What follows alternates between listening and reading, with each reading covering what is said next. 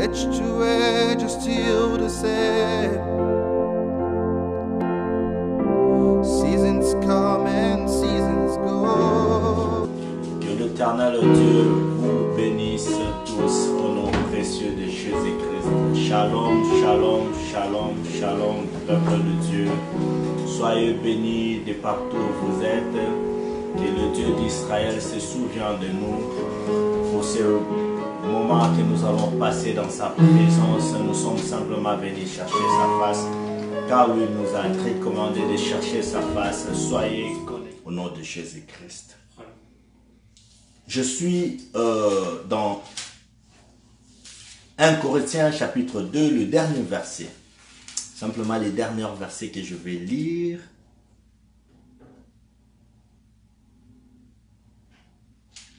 J'étais 1 Corinthiens 2.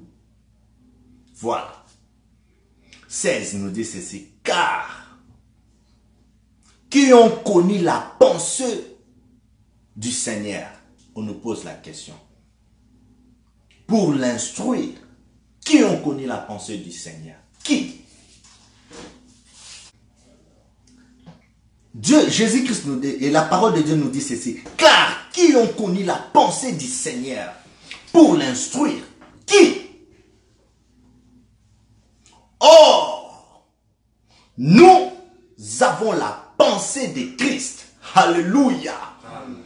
Tu as la pensée du Christ. Mon frère, ma soeur, tu me suis de loin.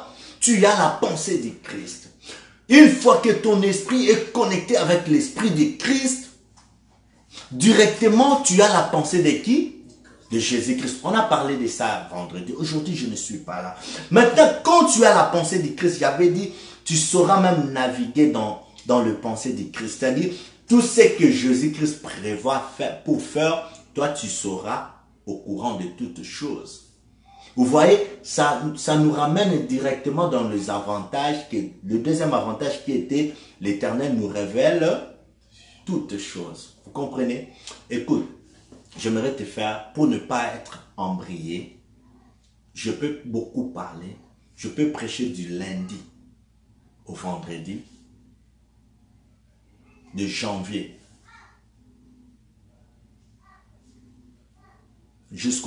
au mois de décembre. On parle que d'une seule chose. Et nous parlons que d'une seule personne qui est Jésus-Christ. Nos prédications sont centralisées à une personne. Ne t'embraye surtout pas. Donc, même si je t'amène à gauche, et je vais te ramener tout simplement au centre qui est Jésus-Christ de Nazareth. Alléluia. Maintenant, aujourd'hui, ce soir, nous allons parler d'un message qui est la foi. En tout cas, ne pensez pas que c'est détaché de notre message. Ne pensez pas que c'est détaché de notre message sur l'amitié avec Dieu. C'est tout simplement connecté aussi. C'est connecté. Alléluia. C'est connecté. Alors aujourd'hui, j'avais dit, si quelqu'un a la pensée du Christ, automatiquement cette personne doit faire quelque chose. Et la chose que cette personne doit faire, c'est quoi? C'est une démonstration. Il doit démontrer en esprit. Après avoir démontré en esprit, il doit démontrer aussi la puissance de qui? De Dieu. Alléluia. C'est ça, non? On s'était arrêté là. Je crois que vous vous rappelez très bien. Je vais relire cela. L'apôtre Paul dit ceci. Car je n'ai pas eu la pensée de voir parmi vous autre chose que Christ et Jésus-Christ crucifié. Regardons la pensée de l'apôtre Paul. La pensée de l'apôtre Paul était basée simplement sur Jésus-Christ. Mais si nous descendons, il dit, et pourtant j'étais parmi vous. Avec l'esprit de Père, j'avais la crainte, je ne savais que faire, je ne savais où toucher, quoi faire, quoi dire. Je n'avais pas d'autres pensées et mes pensées étaient focalisées, fixées sur Jésus-Christ de Nazareth. quel amour. Et puis il dit, après avoir fixé mes pensées sur Jésus-Christ, regarde ce que cela a produit. Cela a produit ceci. Vers 4. Et ma parole et ma prédication ne reposaient pas sur les discours persuasifs de la sagesse, mais sur la démonstration d'esprit et de la puissance de Dieu. Alléluia. Jésus-Christ. J'aimerais que quelqu'un dise la démonstration de l'esprit et de la puissance de Dieu. La démonstration de l'esprit et de la puissance de Dieu. J'aimerais que quelqu'un répète très fort la démonstration de l'esprit et de la puissance de Dieu. La démonstration de l'esprit et de la puissance de Dieu. Je sais qu'il y a certains qui n'étaient pas le vendredi, peut-être ils ne pourront pas nous comprendre. J'ai essayé un peu de faire cet rappel pour vous rappeler cela. C'est-à-dire, celui qui a le même esprit avec Jésus-Christ, cette personne-là a la pensée du Christ. Immédiatement, si un homme a la pensée du Christ, c'est un homme qui est éligible. Il est éligible à faire la démonstration de l'esprit et à faire la démonstration de la puissance de Dieu. Alléluia. Bien, mais regarde la puissance que tu as, mais tu es ignorant. C'est pourquoi je t'ai dit, tu dois sortir de la cage. Tu es un aigle, tu dois voler. Alléluia. Amen. Moi, j'aimerais voler. Tu as la puissance en toi. Si tu as la même pensée avec Jésus-Christ, le même esprit avec Jésus-Christ, tu as la pensée de Christ. C'est simple. Je dis ceci. Si tu as le même esprit avec Jésus-Christ, directement, tu as la pensée de Christ. Comme tu as la pensée de Christ, tu es éligible. Tu es permis à faire la démonstration de l'esprit et à faire la démonstration de la puissance de Dieu. Alléluia. Maintenant, quel est l'élément qui va me permettre maintenant à faire la démonstration de l'esprit et à faire la démonstration de la puissance de Dieu? L'apôtre Paul dit, mais sur une démonstration de l'esprit et de la puissance. La démonstration de l'esprit et de la puissance. Maintenant, j'aimerais savoir quel est l'élément. Il doit y avoir l'intermédiaire qui pourra me permettre de faire la démonstration maintenant de l'esprit et de la puissance de Dieu. Allons dans Hébreux, chapitre 11. Hébreux 11.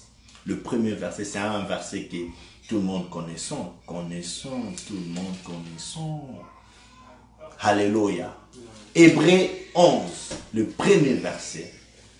J'ai 3 versions ici que je vais lire, mais je commence par la première version. Le second. Dans le second, nous dit ceci. Or, alléluia.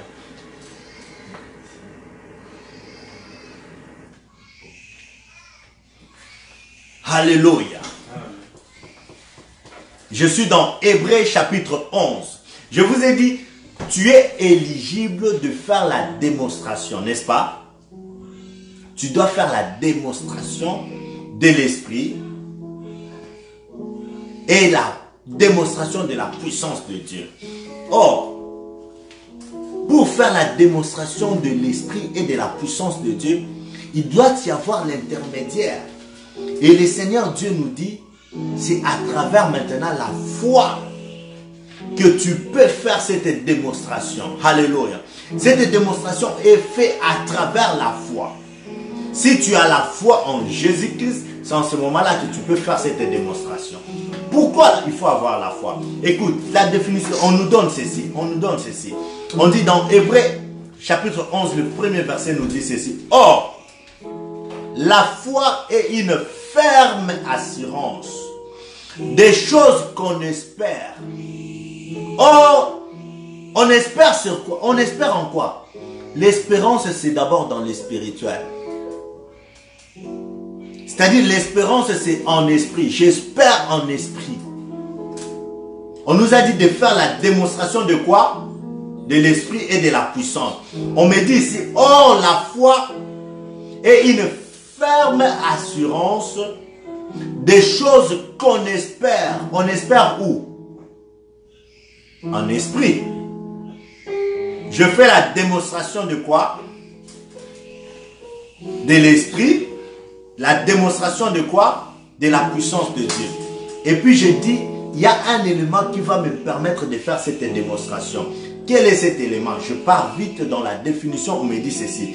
Or, la foi est une ferme assurance des choses qu'on espère. J'espère où? En esprit. Une démonstration de celles qu'on ne voit pas. Alléluia. Ce qu'on ne voit pas est esprit. Tu dois faire maintenant cette démonstration. C'est-à-dire cette démonstration-là nécessite quoi? La foi. Est-ce qu'il y a quelqu'un qui me comprend? Mes chers, j'aimerais, si vous comprenez, mettez un peu de like. J'aimerais juste être sûr que vous avez compris. Pardon. Même des amens, des likes, je verrai voir. Si vous comprenez. Sinon, je réponds. Alléluia. On nous dit, nous devons faire la démonstration de l'esprit et de la puissance de Dieu. Et je pars directement dans la définition de la foi. La foi, on me dit que c'est une ferme assurance de choses qu'on espère. Une démonstration de ce qu'on ne voit pas. Les choses qu'on ne voit pas, c'est où? En esprit. Alléluia. Je vais lire une autre version. Dans une autre version, on me dit ceci.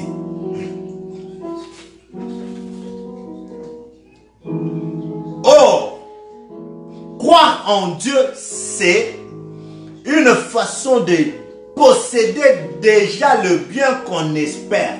Écoute, la possession déjà en esprit. Je possède, écoute. Or, croire en Dieu. Croire en Dieu, c'est ça la foi. Croire en Dieu, c'est une façon de posséder. C'est une façon de posséder le bien, de posséder déjà le bien qu'on espère. C'est être persuadé être persuadé que les choses qu'on ne voit pas existent vraiment. Je prends la version Free Martin.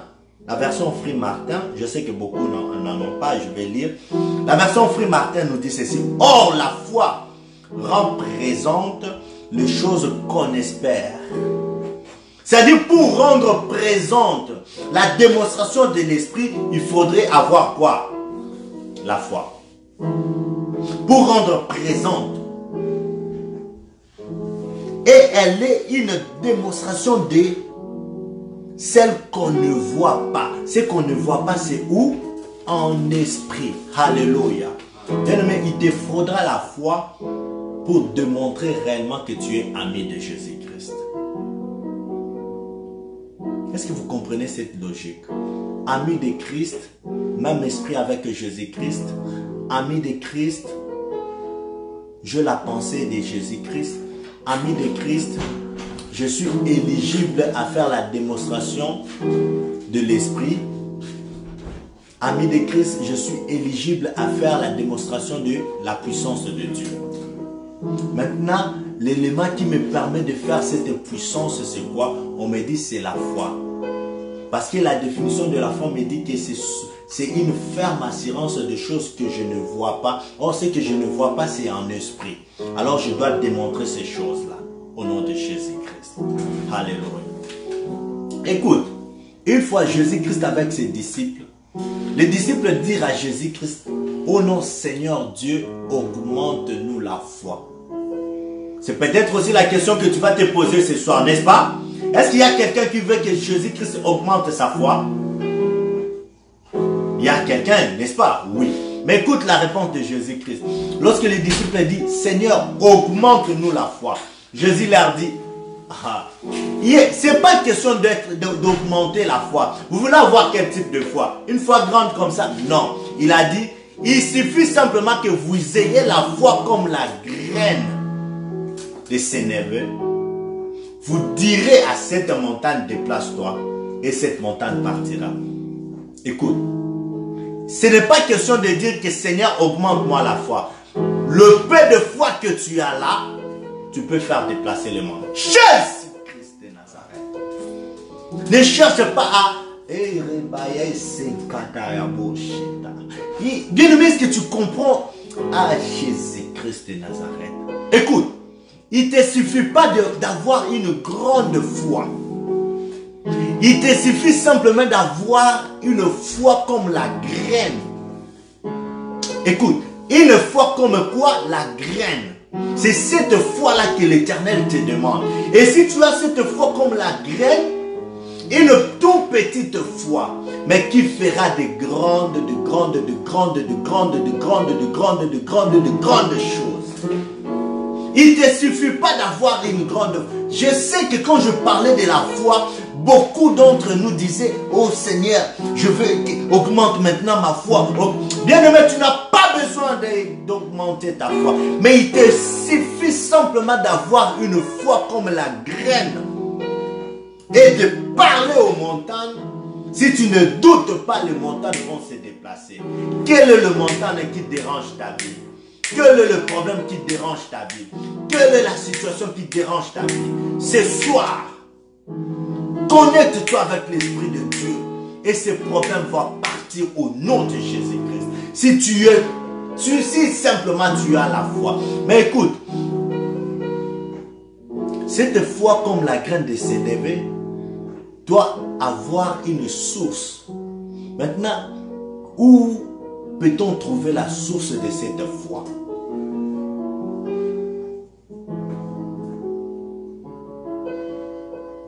Où peut-on trouver la source maintenant de cette foi? Alléluia. Parce qu'on nous a demandé d'avoir simplement la foi comme la graine de sénévé.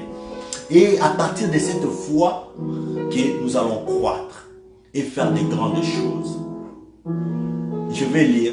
Maintenant, cette foi comme la graine de sénévé doit avoir une source. Si tu n'as pas une source, c'est pourquoi cette foi-là ne peut pas travailler. Qui est la source de ta foi? Pose-toi la question. J'aimerais que quelqu'un dise qui est la source de ma foi. La foi que j'ai, qui est l'auteur de cette foi?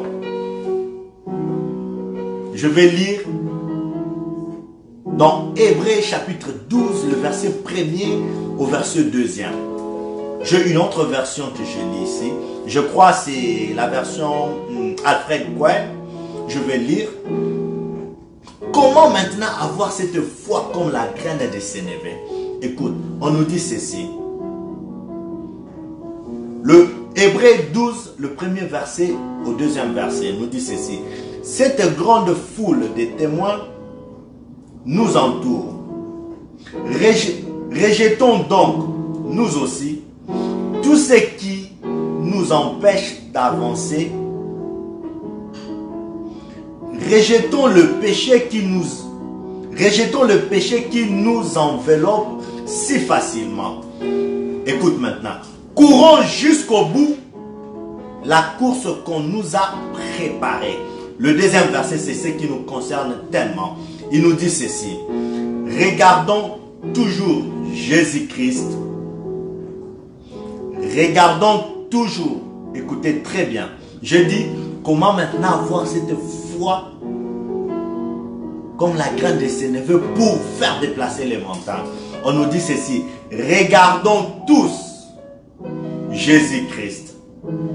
C'est lui qui fait naître la foi et qui la rend parfaite. Parole du Seigneur. Regardons tous Jésus-Christ, car c'est Jésus-Christ qui fait naître la foi. Jésus. Est-ce qu'il y a quelqu'un qui va avoir la foi? Regardons tous qui? Jésus-Christ, car c'est Jésus-Christ qui fait quoi? Naître la foi et la rend parfaite.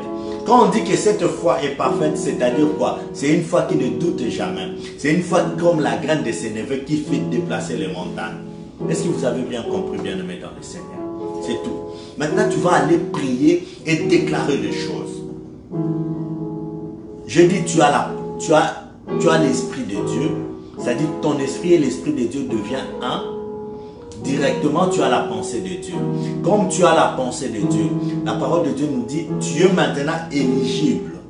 Tu es permis. Il y a des ordonnances signées que toi, tu peux faire maintenant la démonstration de choses spirituelles et de la démonstration de la puissance de Dieu. Alors, l'élément qui va te permettre de faire la démonstration des choses spirituelles et la puissance de Dieu, cet élément, c'est quoi? C'est la foi. Alors, cette foi ne doit pas être grande comme tu le penses. Non, on te dit que cette foi doit être simplement comme la graine de sénévé. Alors, cette foi qui est comme la graine de sénévé, où peut-on trouver cette foi? Nous trouvons cette foi seulement si nous regardons sur... Alléluia. Est-ce qu'il y a quelqu'un qui m'a compris? Si tu regardes sur Jésus-Christ, c'est là où tu trouveras cette foi qui déplace les montagnes.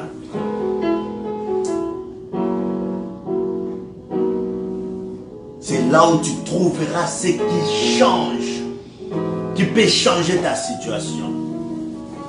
Alléluia.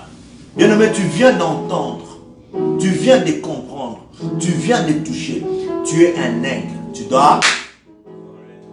Est-ce qu'il y a quelqu'un qui veut voler ensemble avec moi?